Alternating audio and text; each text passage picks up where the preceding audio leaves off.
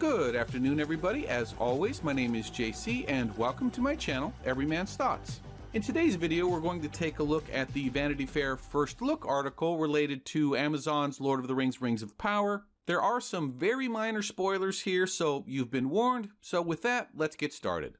Ironically, the article starts out in a very positive fashion. Galadriel's world is a raging sea, far from the wise, ethereal elven queen that Cate Blanchett brought to Peter Jackson's acclaimed films. The Galadriel played by Morfydd Clark in Amazon's upcoming series The Lord of the Rings, The Rings of Power, is thousands of years younger, as angry and brash as she is clever. This is exactly what I had originally signed on for when we learned Galadriel was going to be the main character for the series. For those not particularly versed in the lore, younger Galadriel was aggressive, she was self-seeking, and committed to having a kingdom of her own. At the same time, though, she was also wise and powerful. Am I crazy, or does that sound like a compelling, interesting character that you could build around and could stand on her own two legs? Sign me up. And that's where this whole thing fell apart. The very next phrase of what is already one of the worst run-on sentences in human history gives us the first clue. Certain that evil is looming closer than anyone realizes. Wait, what? It wasn't Galadriel that saw evil rising, it was Gil-galad who perceived the doings a-transpirin'. Gil-galad is only the most important elf of the Second Age, but maybe I'm reading too much into this. Maybe this is just a turn of a phrase, so let's move on. Then we see armor-clad, weapon-packing Galadriel doing her best cool guys don't look at explosions pose. Now, because I follow the show and make YouTube videos and see some of the leaks, I've known for a while now that Galadriel was going to be involved in, let's call it melee combat. My initial reaction was more curious, but not particularly negative. I bent over backwards to give them the benefit of the doubt. Writing for a character that is as wise and powerful as Galadriel can be quite difficult, because there's no day-to-day adversary that can stand against her. My thinking was, by putting her in armor and giving her a weapon, they were maybe going to power her down a little bit, so that she might have an equally matched adversary and could embark on a character arc that culminates in the Galadriel that we're all currently familiar with. Nope. That's when you see the caption on the picture, Galadriel, commander of the Northern Armies. Wait, what? That's Elrond. It now becomes very clear what they're doing with the character. Instead of putting the work in and developing Galadriel the way her character deserves, they're simply going to take events and accomplishments away from other male characters and ascribe them to Galadriel. This is why people hate wokeness in adaptations like this. Not because they hate women, which would be weird because they loved Galadriel in the first place, but because it invariably signals that you're going to see lazy writing. If you think I'm mistaken, let's take a look at these pictures of Elrond. Notice the short hair and baby face to convey youth and lack of gravitas. And if you still don't believe me, then there's this. I ask you, which character am I supposed to be taking seriously here? If you're wondering how I can be so certain of what's going on, I would refer you to Amazon's other big-budget fantasy series, Wheel of Time. If you're not familiar, Wheel of Time takes place in a world where female sorcerers are by far the most powerful people in the world and is considered to have some of the best female characters in modern fantasy. Even with all that, Amazon still decided to deconstruct their most important male characters to the benefit of their female characters. So if you think they're not going to reduce Elrond and Gil-galad to the benefit of Galadriel, I'm sorry, but the evidence says you're wrong. This is exactly what we mean when we talk about lazy writing for the sake of messaging. To wrap this up, I direct you to the caption underneath Elrond's picture. The half-elf Elrond is a politically ambitious young leader. Does anything about that remind you of Elrond from the books? That's certainly not how I think of Elrond, but that certainly is how Amazon is going to portray him.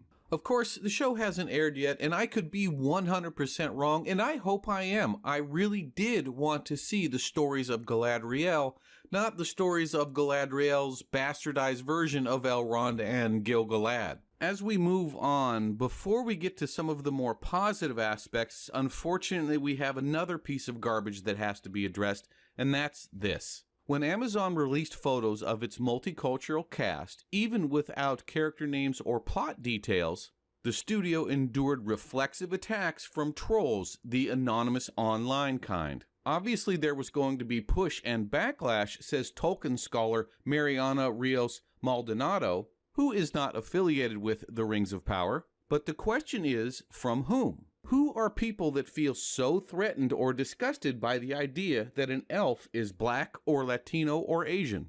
Even if I were to agree with some of the sentiment in this woman's statement, I still don't like the reproach, as I find it unnecessarily divisive. This is nothing more than another cheap attack on the fans to try and compel silence of criticism instead of engaging with the fans, which would take actual effort. Laziness. Where have I heard that before? But let's break this down. Let's start with, even without character names or plot details, the studio endured reflexive attacks. Although the statement about not knowing character names and plot points is true, it doesn't really tell the whole story, does it? It doesn't tell you what the fans did know. Well before these photos were released, the fans knew the names of the showrunners Patrick McKay and J.D. Payne.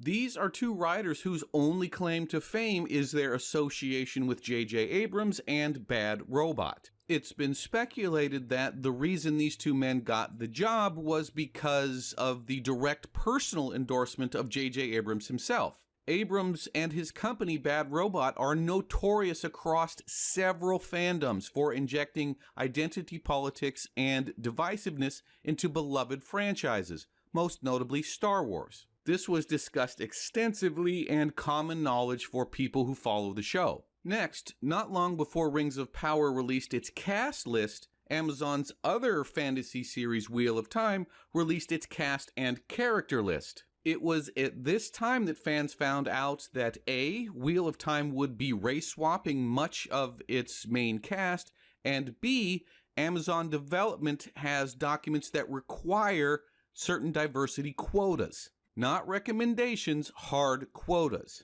Again, all of this before Rings of Power made its cast announcements. Seems very difficult to me then to argue that the fans didn't have a legitimate basis of concern, at least from their point of view. Remember, the fans were here first. You bought the franchise to market to them. You owe them an explanation. The fans don't owe you anything. I find this next part funny. From trolls, the anonymous online kind. Then why are you even acknowledging them? I mean, if it's just a few Twitter bots and trolls, why bother, right? Could it be that by putting this label out there, you're trying to paint anybody who has legitimate criticism with the same brush? This next part I find despicable. People that feel so threatened or disgusted by the idea that an elf is black, Latino, or Asian. This is a blatantly disingenuous redefinition of the argument so that you can paint anybody who disagrees as some form of istophobe. People have an adverse reaction because, as I spoke about earlier in this video, there is a long history of this type of virtue signaling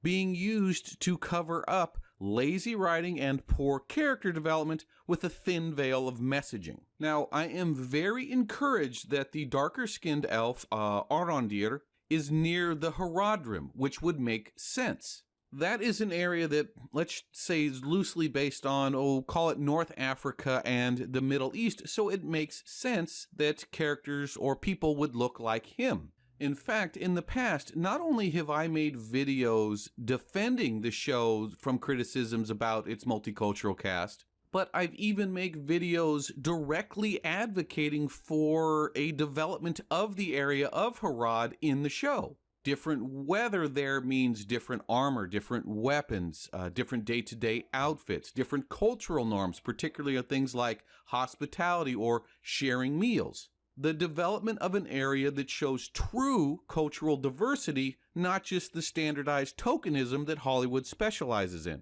But based on the history of the people involved with the show and the history of the company developing the show, I have no faith I'm going to get any of that. To my point, if someone who's defended the multicultural cast and advocated for actual multiculturalism content, pretty hard to just write off everybody else who's critical as some form of istophobe. There's one last point I want to make before we move on. Not long ago, actor Lenny Henry gave an interview to, I believe it was the BBC, which essentially was the official announcement that there would be hobbits in the series. This interview was front to back injected with every form of identity politics that you could think of. The one thing I think the fans wanted less than hobbits in the series was this form of identity politics. In my mind, that interview validated much of the criticism expressed by people concerned that the show may emphasize social justice issues over storytelling and staying true to the source material. Bottom line, until we see the show, no intellectually honest person can say that there is no basis for these concerns.